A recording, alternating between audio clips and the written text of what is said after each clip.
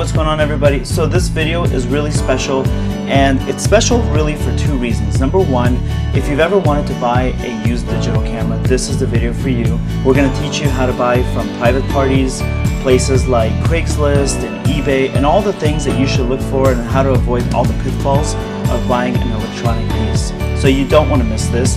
And in order for me to give you this sort of information, I took all of your emails, I took your comments, I took your DMs, and I compiled them together. And so in essence, these are your questions, these are your answers, this is your video. So thank you for that.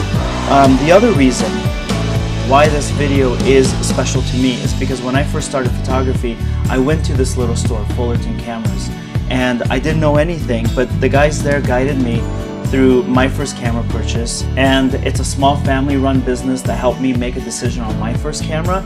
And I thought, you know what, this would be the most appropriate to take you there, and let's have them answer all of our questions. So tune in, and if you find this video helpful, a like, a comment, a subscribe, all of that would be amazing. The bigger the audience, the more I can provide, okay? So let's tune in.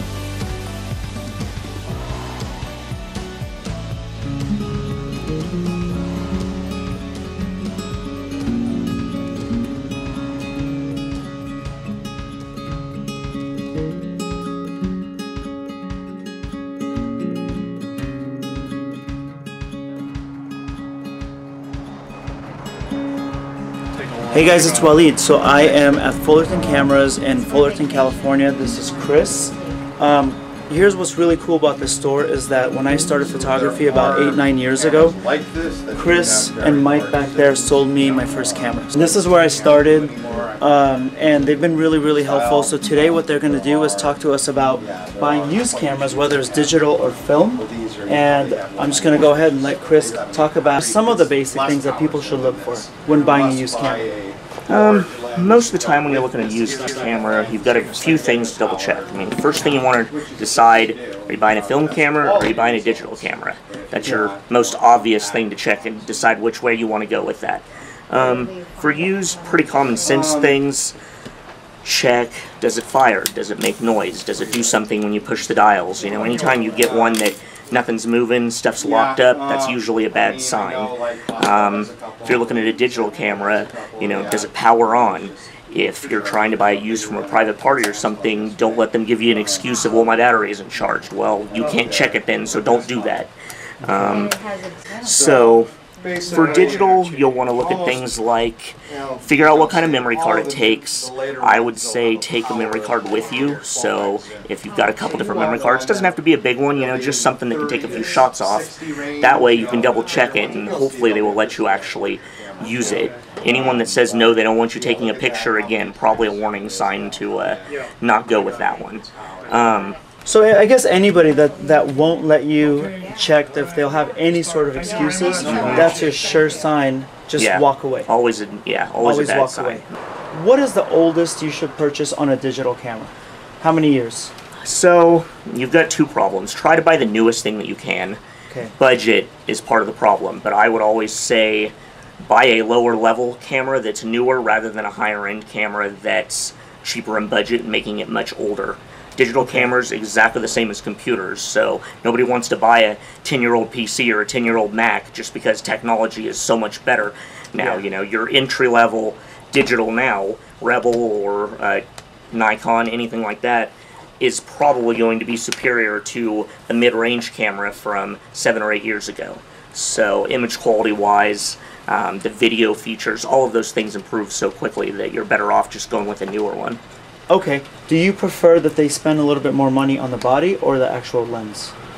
The kit lenses that you would get right now in most cameras are usually pretty good. Okay. So honestly, it's a good starting point rather than buying a few different lenses or buying a specialty lens or something that you're not quite sure what you want to do yet. You don't want to end up spending extra money on something you're not going to use. Okay, great. And then I guess for digital, what else should we look for entry level? For entry level, do you want to do video? Find out if the camera does video or not. Okay. If you want to do video seriously, you're probably going to want the option to plug in a microphone. Double check that it has the ability to do that. Not all of the new entry-level digitals have that ability. That's one of the ways they make them less expensive. Right, and that would be on the sides. Mm-hmm. Okay. Yeah, there's usually a little port on the side of it. What do you think about purchasing cameras right now that use compact flash? Should we just avoid that and just go for SD? Is it a really expired technology now? It's not expired, and it still can be really fast. Yeah. But most cameras that are going to use a compact flash card are either going to be higher level or they're going to be much older. The higher end cameras like Canon 5D, some of those will still allow you to put a memory card like a compact flash and an SD card. Okay. But all your entry level, all the current ones, SD are probably the way to go.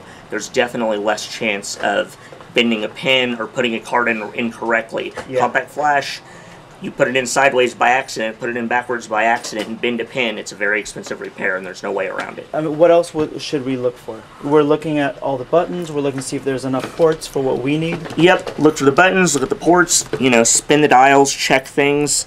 Should be charged up. Can you take a picture? You know, does the flash come up? Things like that you'll want to check. Check the lens. Does the lens come on and off easily?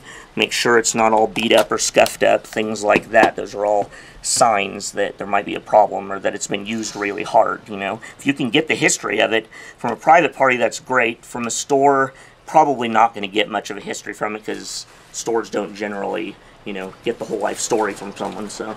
And what is a way that we can see if what we're buying was stolen? Yes and no. Yeah, there are ways you can check. For a store, most of the time it's a common sense sort of situation of just, Right. you know, does it seem like a reasonable story for selling this or not? Okay. Yeah. Okay. Now, as far as digital cameras, I understand that, you know, if you want to buy film, you either love it, you want to get back into it because of resurgence of film, but with digital cameras, why are people selling cameras that are a year old and for so cheap? Is it latest and greatest, or is there something wrong with it, and how do we kind of decipher between the two? You can get both. I do see people that come in and every year or 2 years they'll upgrade to an A camera just because they have the money to do it, or that's their big hobby and that's what they like doing. So I do see that more often than not. I see older things come in because they've upgraded after 4 or 5 years. Is there a way that you can, besides common sense, right, and your gut instincts, how do you, what are some red flags, if you can think of any, that we need to look at and go, well, you're probably dumping this because...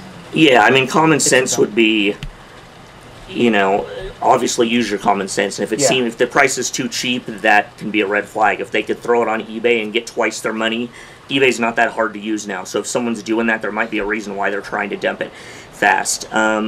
Things like we'll use when people sell us cameras, if they don't happen to have a, you know, if someone sells us a camera but they have no charger, they have no batteries, that makes you question, well, you had to have it somewhere, so why don't you have it now? So Got it. Okay. It's now that you mentioned eBay, and then I want to touch on Craigslist too, which is very popular. What are some things we should look for on eBay? Is it really just, do we focus on their reviews? Review-wise, yes. I know that's harder with Craigslist, but with eBay, sure. Reviews, people, you know, how many sales do they have? Look at what they sell. I mean, do they sell a lot of camera equipment, or do they have one camera and a whole bunch of car parts?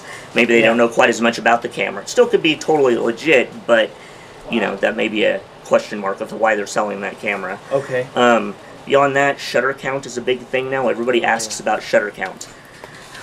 Not every camera can be checked, so sometimes you just can't tell what the shutter count is. It's one of those things that's popped up with digital. Everybody wants to know shutter count. Before digital existed, there was no such thing as shutter count. It never mattered on a film camera. You just look at the camera. If it looks really beat up, you know, maybe you either want to get it for a very good price, or you may want to avoid it because it's been through a lot. If it looks very pretty and pristine, then it probably hasn't had a lot of wear. It hasn't had a lot of shooting because, you know, I don't care how careful you are with it. If you take 100,000 photos, it's going to show wear at that point, so... how many images do you think you can shoot before you need to replace the cameras are all different. Yeah. And most of the manufacturers, they don't typically like to advertise what the shutter counts are. Okay. The high-end ones, they'll tout it as being 100,000, 150,000, 200,000 accuations, they call it, or clicks. Not something you can check as easily, though. With these cameras, because they really don't advertise what these are capable of. Right. So, I mean, 100,000 is probably a lot for a Rebel, but, you know, most people wouldn't even be 20,000 or something like that. Is a lot more common for your, you know, mom and pop use that just took pictures of the kids. Right. So then, by that measure, do you think that we shouldn't buy cameras from professional photographers because it probably has such a high shutter count? Or they probably took care of it better too, though. Yeah, it depends on what they do and if they took care of their gear. I mean, if their Yeah. gear is completely beat up and paint missing on everything, then I'd be a little questioned. They probably about killed the camera, and that's why they're getting rid of it now. But if Okay. they seem to take a good care of everything and everything looks nice and cleaned up and no problems, then, you know, you're probably okay. They're probably just upgrading because they want some new features. Okay, great.